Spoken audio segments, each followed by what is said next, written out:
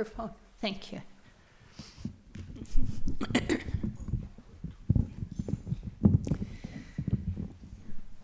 One thing I really love about this Sangha is how much we all enjoy each other to the point where it gets hard to come back. But it's really just full of loving kindness. You can see that. So I want to tell a little short story about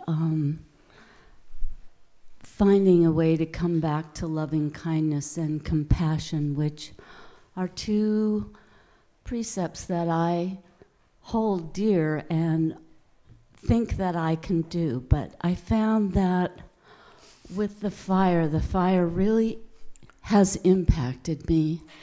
And my anger towards the individual who appears to be responsible for beginning it was huge.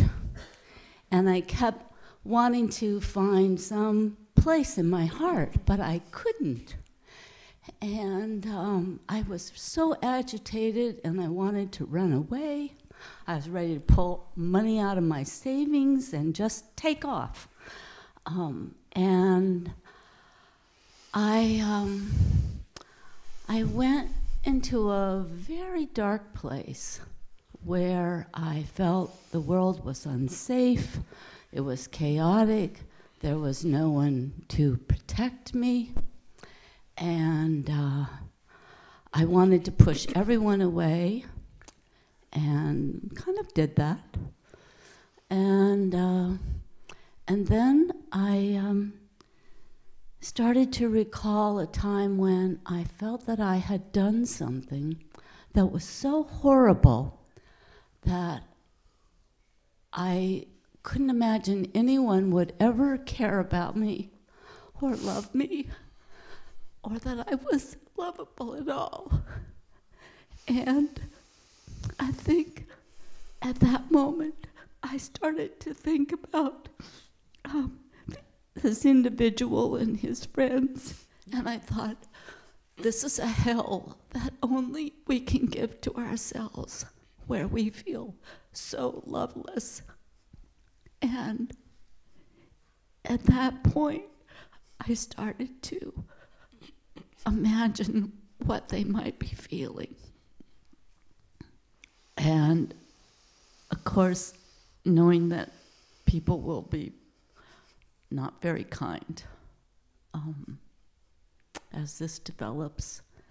And it was then I could start to touch into my compassion.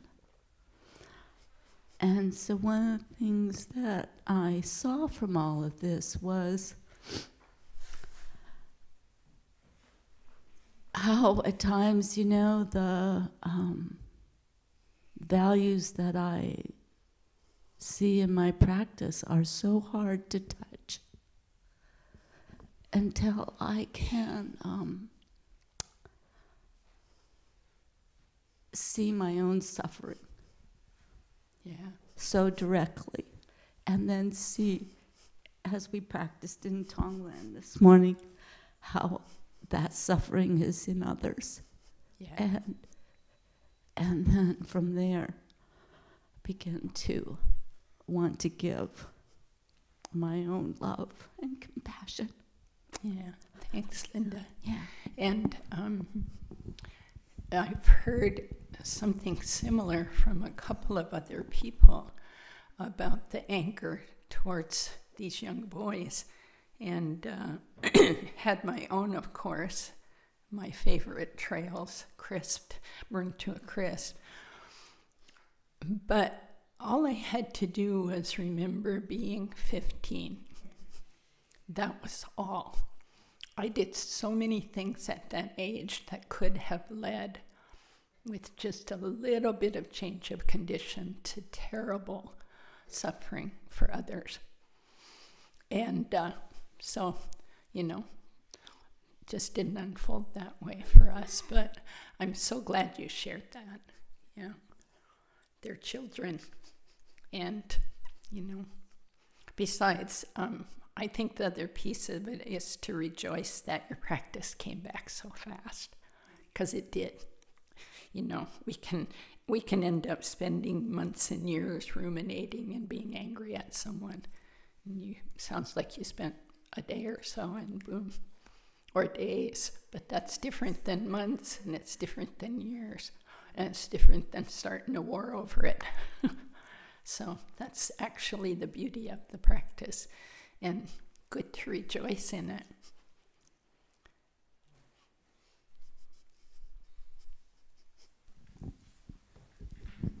And I find that I'm experiencing so much frustration over the hurricanes. You know, these people are hurting so badly. This is just so horrific what's going on right now. And whenever anybody brings up climate change, the response is almost always something like, well, this is the time for partisan politics now. We have to pull together, you know, which is true, but when will we actually do something about climate change? And when I hear that some of these houses have been rebuilt 3 times in a row, they've flooded 3 years in a row, and we as a nation are just throwing money into that hole, I mean, it just kind of feels like we're enabling this, and it's frustrating because, I mean, we know what's going on. Yeah. So And we're playing games. You feel frustrated and dismayed and disheartened by it.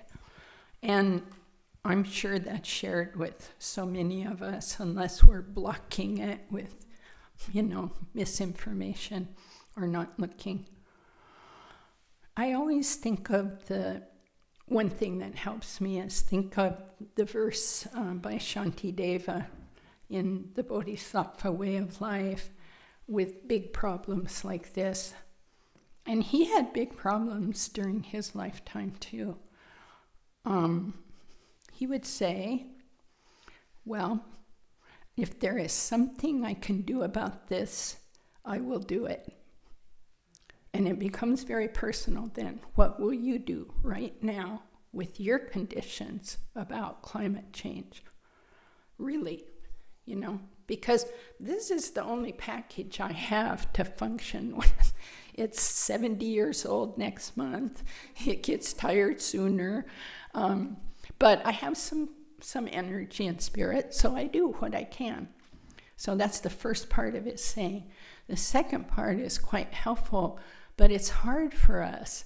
It's if there's nothing I can do, then I let go, because I torture myself by the worry, the disheartenment, the dismay.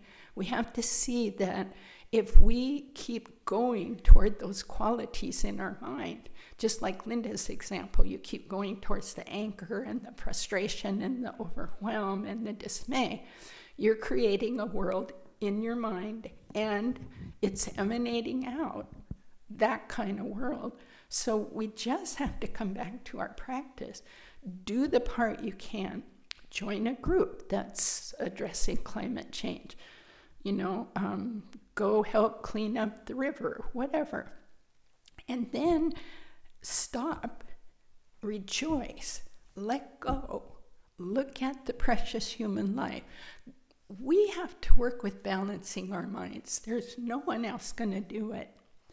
I know I have this tendency, I'm still waiting for Jesus or the Pope or somebody who's going to come in here and clean up this mess, you know. But they're not going to do it.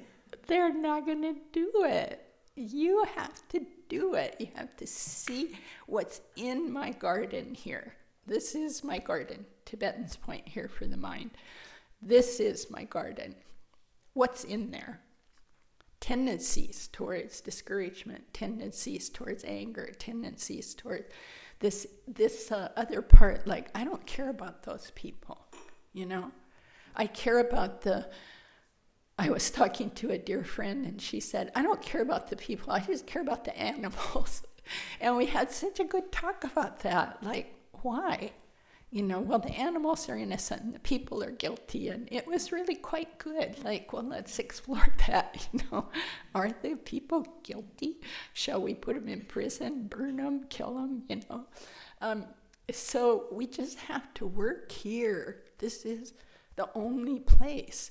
But it doesn't mean we don't go out in the world, but we go out with this heart. If you go out with a heart of fear, a heart of anger, you go out with a heart of overwhelm, well, that's why we sit on the cushion, to kind of straighten it around, then go out. Then I go out. If I get overwhelmed at a protest, I'll go out to a protest.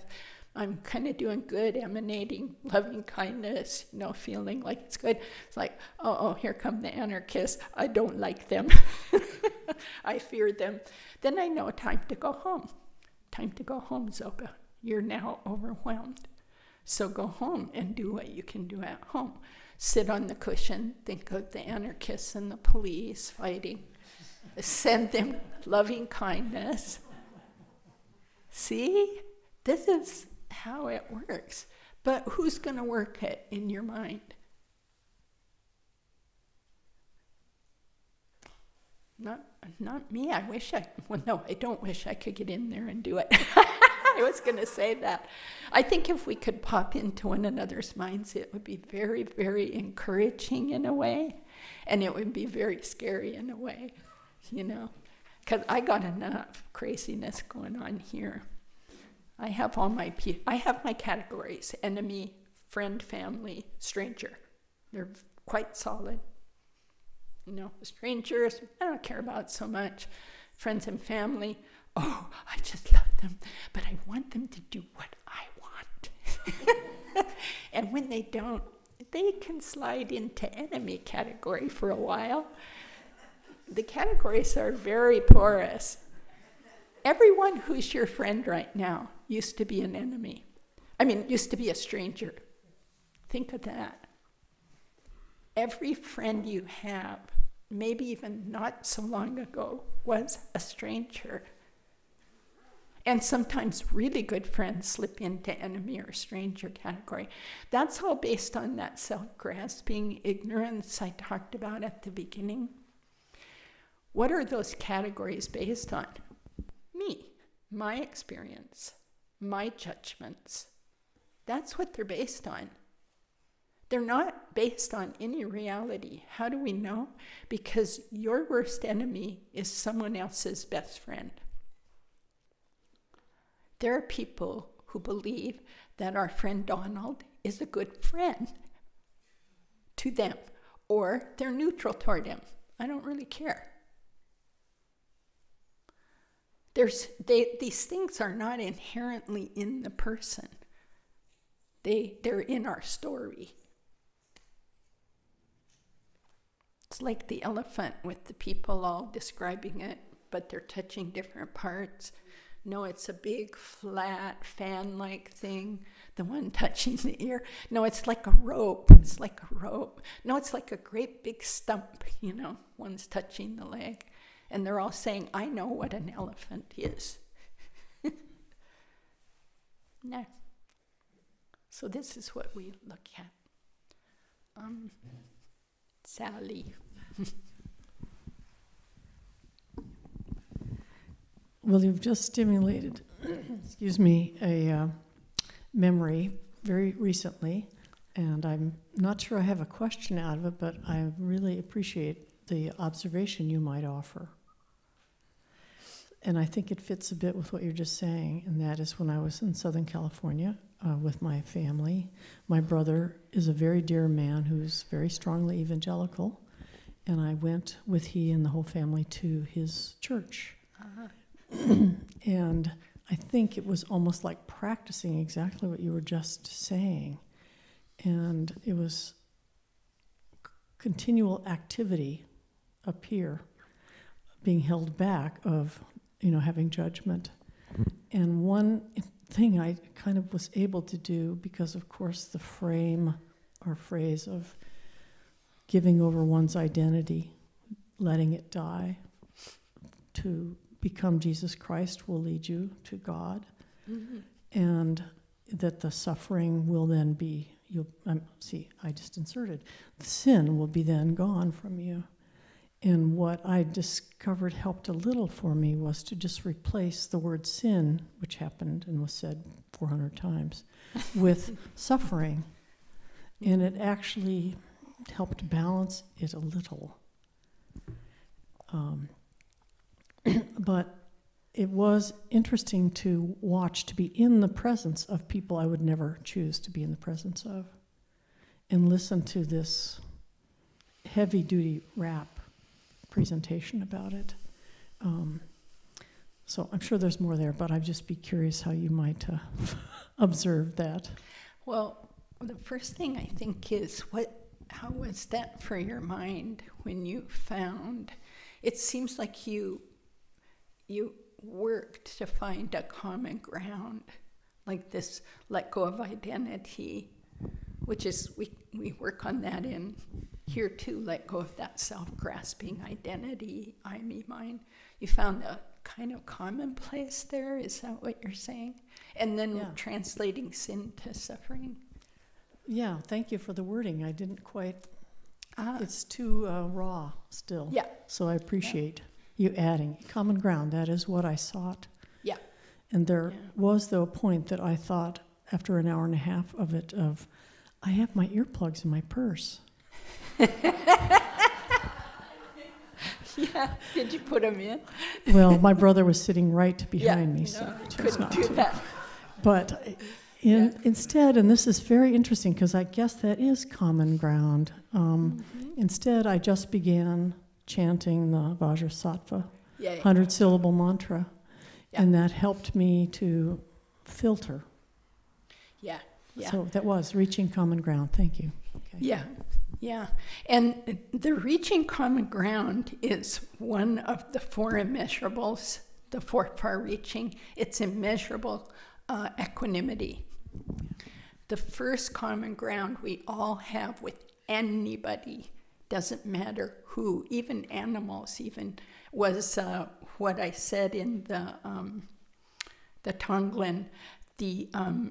This one too wants to be free of suffering, just like me. We have to add that phrase. Just like I want to be free, they want to be free. The Dalai Lama just talks about this all the time. Just as I want to be free of suffering, just as I want happiness, this one wants it too. Now, they go about it in ways that don't lead to end of suffering. We do that too. I want the end of suffering, but do I act all day? Do I think, speak, and act in consort with my values? No. I do my best, and then, as someone says, you head north, north, north, north, south. You know, that's what we do. Then you reset your mind on the compass and go, oh yeah, that was a great example. Linda, went south or went north, opposite of where she wanted to go, reset it, So, where was I? This equanimity piece of the four immeasurables, the way we are more similar than different. Humans, even animals, we fear suffering and we want happiness. And if we carry that equanimity around, then we can only feel compassion for the one who also wants that. I've heard this phrase I like, has the birthright. We have a birthright to have happiness. Isn't that wonderful? Just being born as humans, as animals, as sentient beings, we have the right to have happiness and be free of suffering. But who causes the suffering? It's the habits, the ignorance, the attachment, the aversion. That's all. And those are not solid. This immeasurable potential to be free is because none of this is solid. Mahamudra, the great seal of emptiness, of unbounded potential, of not stuck, of can change this in any moment, every moment. Right there. And through these practices, through what we do on the cushion, what we do off the cushion, we're headed that way. And if you don't watch out, you're going to understand your Buddha nature totally. And you're going to see it. And then there's just, these four immeasurables of loving kindness, joy, compassion, equanimity, just guide constantly. Because they are the true nature of the mind. All the rest of this is just transitional muck, that's to be seen. Thank you. That was actually helped to sort of round it out. Okay, I hope so. Sometimes I get on a little cigar box or something. What do they call it? Soapbox. I was thinking on a cigar box, you have to be kind of tiny. I did not hear your beginning, so if Susan, I'm right here. where are you? There you are. I did not hear your beginning, so you may have addressed this, but what happens for me often is the whole comparing mind. So that's what can happen when I even start doing Tonglen, because it's like, it's really,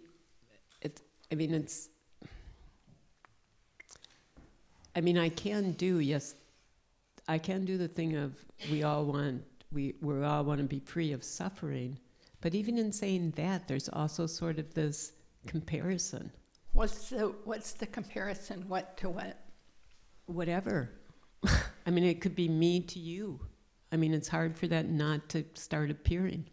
Okay, and then you compare, and then what? And then you have senses of what's good about that, what's not good about. Then I just can have that whole comparison of. Oh yeah. Go ahead. Yeah, that's. Comparison, then judgment. Right? Mm-hmm, mm-hmm. Yeah. So how many people experience that? You compare and then judgment comes. It's automatic. There's I understand that. I totally understand that. Yes. I'm just wondering how to work with that. Yeah. Okay, give it up. Okay. I'm being a little bit silly, but I'll say, really, truly, we have to stop using the weapon of comparison, and we have to see it right away. So again, it's just back to the calm abiding process. See it. The sooner we can see whatever the affliction is coming, like a rainstorm, you can, if you're paying attention, you could see it way off, and you could do a lot to get ready for it. And so as soon as the comparing comes, see it, know it is suffering, okay? And then let it go. But here's another Dharma trick I've learned. How does this go? Okay, I'm starting to compare. Oh yeah, okay. You're starting to compare if you need a contemplation. See, one method is the see it, let go method. That's what we mostly do in shamatha. And in that letting go, we see it's impermanent. There's nothing to it. Show me a thought. Show me your comparing thought. And every comparing thought you've ever had is gone. The ones you're going to have aren't here yet. So that's one method, the see it, let go method. But there are methods of mental antidotes. So in the comparison one, if I can see it fast enough, I can just let go and move on. But if it kind of hijacks me, or it's a habit pattern, it's quite helpful for me to go, oh yeah, that person suffers and has good things about them. I suffer and have good things about me. So you start to equalize. You're back at the equalize equanimity place. This equanimity thing is so powerful. So instead of comparing, which emphasizes difference, you compare in a way that emphasizes equanimity. They suffer, I suffer. They have good qualities, I have good qualities. Yeah, their good qualities are different, but so what? We all have different talents.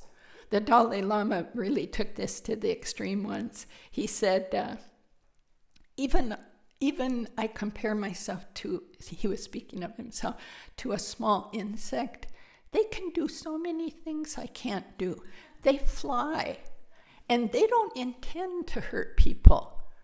So he was finding the good qualities of like a mosquito.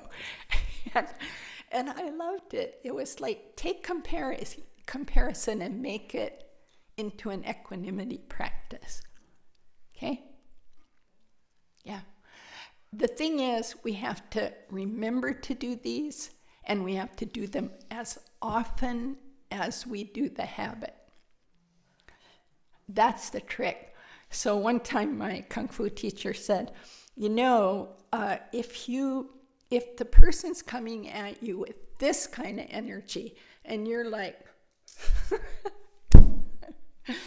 if they're coming at you like this, you come like that. You meet, then you can influence, you see? So we have to have the same kind of force. Do you understand? If they're coming soft, have a soft force. When you meet your kleshas, your afflictions, you can affect them, influence them. So we don't have to pound at them when they're small. We do that and drive ourselves too hard. But we also don't have to be like, oh no, here comes the comparison judgment. I don't know what to do. Like Godzilla and Bambi, right? So we get our own Godzilla, a kind Godzilla, but with that much force, right? Is that making sense? You see, I'm pointing at the meeting it. So if it's habitual suffering, meet it with habitual compassion, equanimity, loving kindness. At some point, you won't have to work that hard. It wears itself out. And the reason for that is that this habitual for immeasurables is more powerful. Why? Because it's in line with reality. Whereas this thing over here, the comparison, the jealousy, the judgment, is not in line with reality. It is based on this delusional self-grasping, separate self, go away. Okay.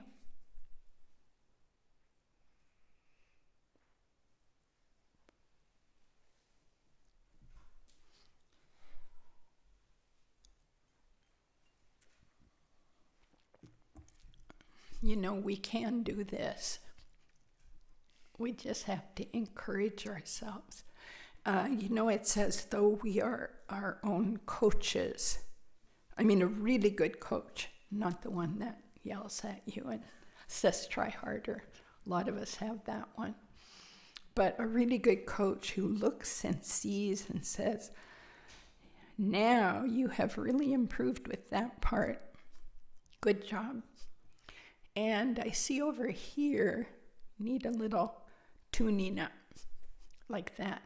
And then when you do something quite good, like today, coming here, listening, sharing, really rejoice in it.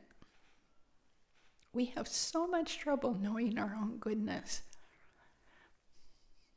And how are we going to know the goodness of others? How are we going to see it if we do not see it in ourselves? I know this is a really big struggle. I have it on a daily basis. Trying to see Zopa's goodness, trying to see, feel, enjoy my good heart. It's a struggle. And that's a really important place, really fundamental for us to work. Because we are Buddhas already, we just don't see it. And a step towards seeing it is seeing our goodness. So all the self-criticism is going to have to go and be replaced with good coaching, kind, loving, but firm coaching of our mind heart. Not beating ourselves up and not sliding into it doesn't matter anyway, it's too hard. I've been telling people when they come to me and say, this is too hard, I say, compared to what?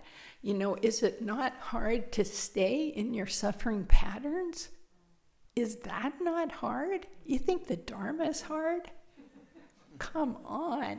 I'll tell you what's hard is not liking yourself, not liking other people, criticizing yourself, getting discouraged. Now, those are hard, and we can change those. And we have to put in energy to do it. So it can feel like, oh, I got to put some energy in. And that's hard. No, that's not hard. That's like the reward is so good that hard is just bupkis, as they say. Yeah. Bupkis. I usually only hear that from people who use Yiddish. Is that where it comes from? It's Yiddish? That's my Jewish husband showing up. Okay. That's bupkis. Okay. I have a question about Tonglen, because I'm somebody who feels so unathletic. I am surprised I can walk and talk at the same time. And so no, swear to God. Okay. With Tonglen, I wonder about the coordination of the breath and the contemplations, the visualization.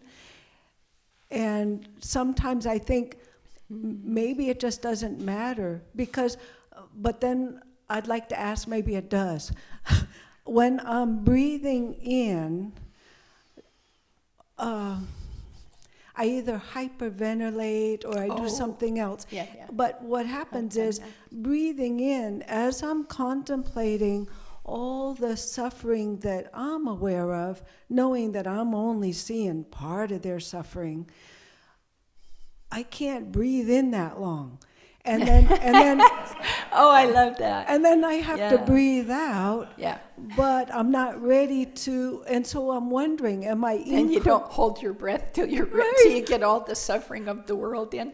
Right. Okay. So am I incrementally approaching, like taking in a bit, breathing out a bit? Yeah. Okay, so you're trying to run the 26-mile marathon right off the bat, and the Tonglen Marathon. So we all need to scale back to where we are with the practice. So it would be very helpful, just think of one person, and just work with that one or one group. The other thing is, don't get stuck on every in-breath you have to switch. That is the way it's sometimes taught, but what they're aiming for when we become marathon runners is with every in-breath you would automatically walk around the world saying, take in suffering, give out joy. Just that short. You don't have to make a big story. Take in suffering, give out joy. You might see someone in a grocery line who's having a hard time. It can be very quick. Take in suffering, give out joy. 3 breaths. Okay, enough. But it's that we try too hard. Trying too hard. So there's some steps with this. And one of them, I really love the steps. One of them is, first do it with yourself for 5 minutes on your cushion. You put yourself in front of yourself in your imagination. I found it very powerful to put my 4 or 5-year-old self there. That is like heartful. Or a time in your young childhood you had a hard time. 15, you're 15 and you've caused a terrible ruckus and you have to survive that.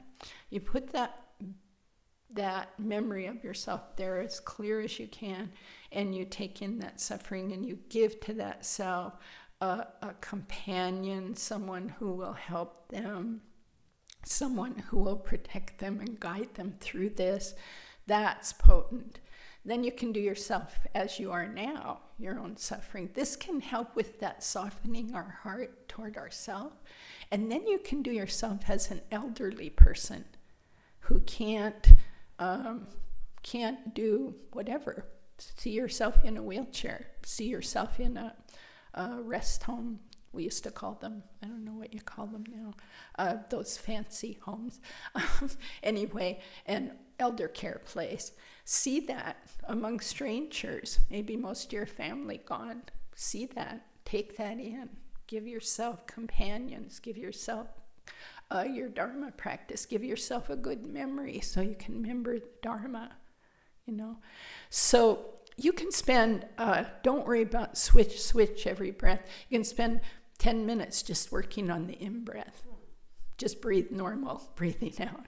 And you can switch and spend 10 minutes just on the out-breath. Does that help? Yes, Yeah. that does help. Yeah. So it's not the each breath, but No, it's that's too tight for us. Yeah. We're beginners. yeah. Yeah. But even working with one person, it's like focus on the in and then later focus on the out. Yeah, spend a bunch of time taking it in until you really get the feeling of, I am taking their suffering, and they're being relieved from it. So one of the things I like to do, a teacher taught me, was now look at the face of the one that you took the suffering from. They are relieved. And what's so amazing about that piece, you suddenly get this weird experience of, I just took all this suffering in and I feel happy. That's weird. But it's only weird to the self-grasping mind. In reality, there's no self, no other. So you just helped yourself. Tonglen's really deep. Tonglen isn't just compassion practice. Tonglen has the whole emptiness practice right in it. And the more you do it, the more this breakdown of self and other occurs just naturally. And you see that my suffering ends by taking the suffering of the other. Now, how bizarre is that? That is not what we learn. We learn protect self. Be nice to others, but protect self. That self is a delusion. Lama Zopa used to say, as long as you have it, you're hallucinating all the time, my dear. You do not need drugs. Really, it's sad to think we're still stuck in hallucination, delusion. But the happy part is we're seeing it. That means we're getting free.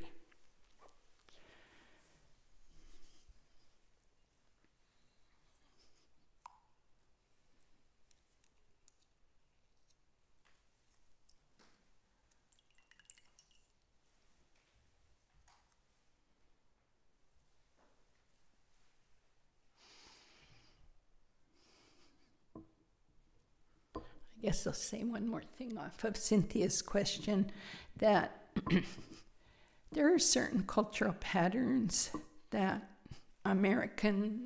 Western Americans have, and it's good for us to see how much those drive our own personality.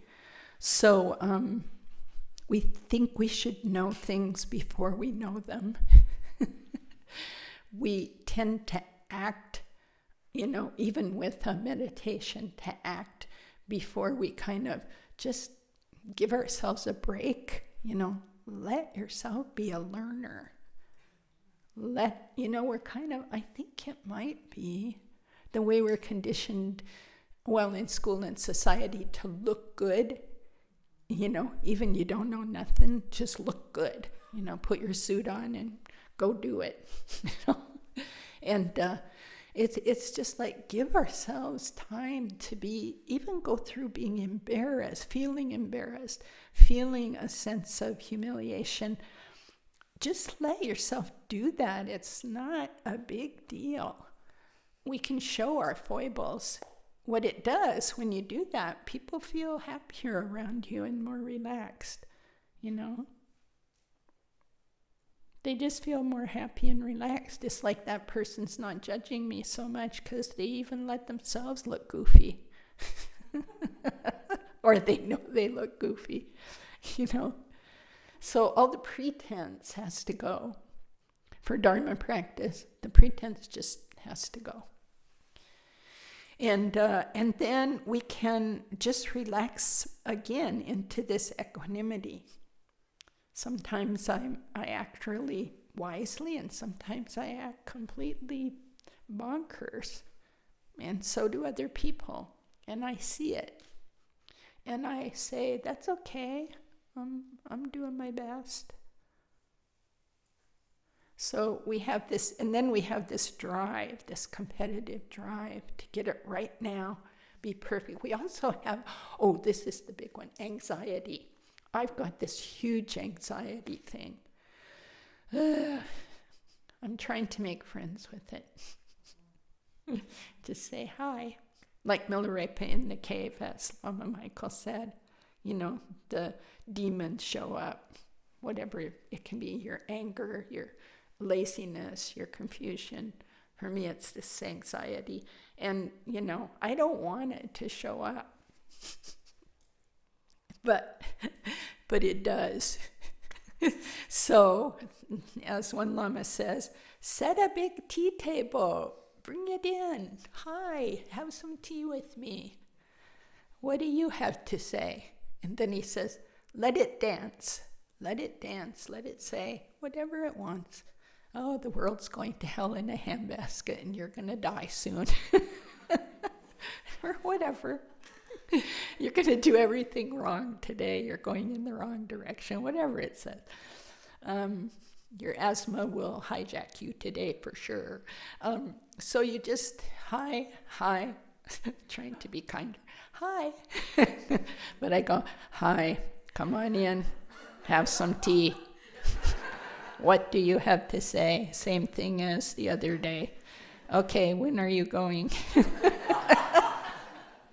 But that's better than when I used to not recognize it and then function on it. Ken MacLeod has this great saying that whatever kleshas, that is mental, emotional affliction, that you have in your mind and heart that you don't recognize, other people have to deal with. Do you know what I'm talking about? Like someone who's so angry, and they'll say, I'm not angry. I'm not an angry person. That's like so scary because everyone around them has to manage around their anger. Or, I'm not a craving person. I don't have craving. I don't have that. And they're running around grabbing everything. So if we don't see it and manage it, the others suffer from it. And that's what calm abiding allows us to do. Sit down, see what our patterns are, see what shows up over and over, welcome it in, then let it go. My anxiety's going down because I let it in for tea every time now. You again. But it shows up less than it used to when it was literally running me,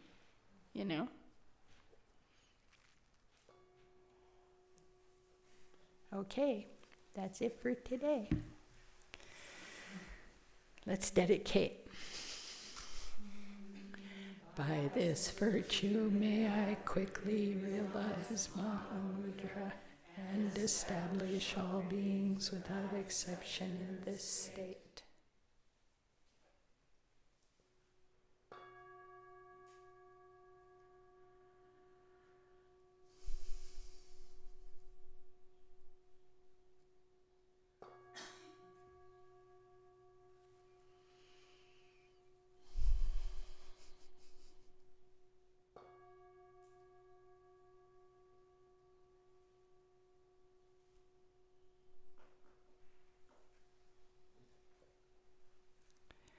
Thank you so much for this opportunity, and I hope that something I said helps you in your life.